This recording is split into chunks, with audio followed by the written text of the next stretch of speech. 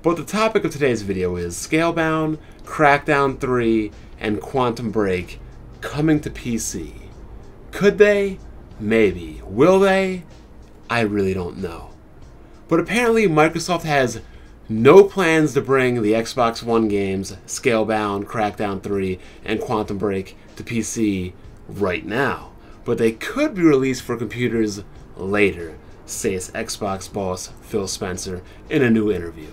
In the case of things like Scalebound or Crackdown or Quantum Break, just to be completely honest with you, we started those games before we really looked at expanding into Windows in the way I wanted to bring as a part of becoming the head of Xbox. It's not to say that those games could never come to Windows, but right now we're on the path to finish the great games that they've started, and I want it to be that case. Paraphrasing, of course.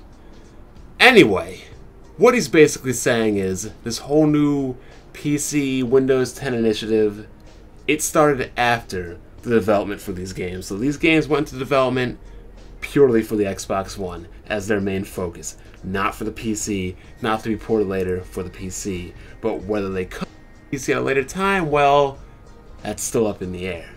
But Phil Spencer is a smart guy, and he's not stupid, and he's not the head of the Xbox division for no reason.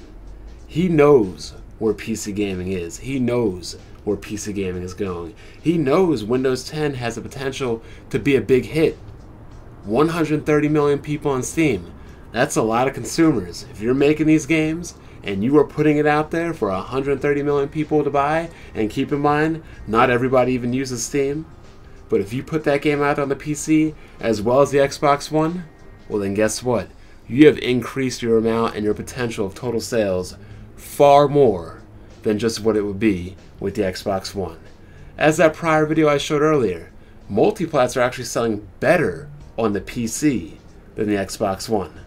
Now I know a lot of people may not like this idea, partly because, Phil's main job, first and foremost, as the head of the Xbox division, is to try to sell Xbox hardware.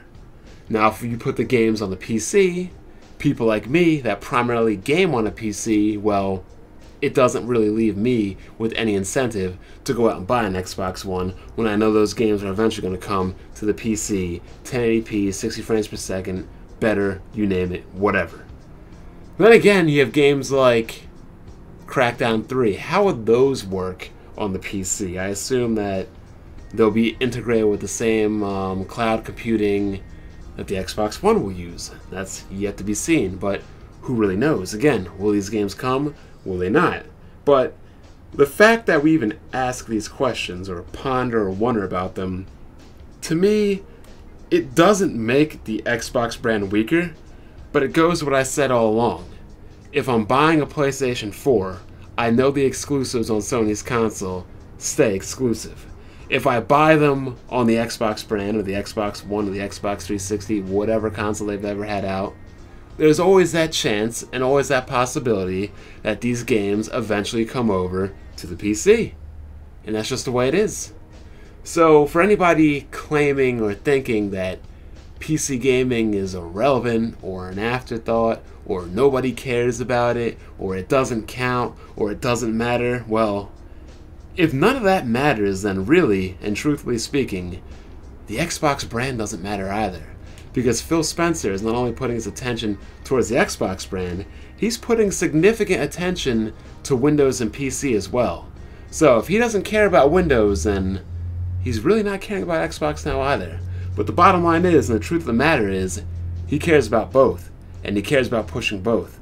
Because there's a lot of money to be made, not only the Xbox, but the PC gaming as a whole.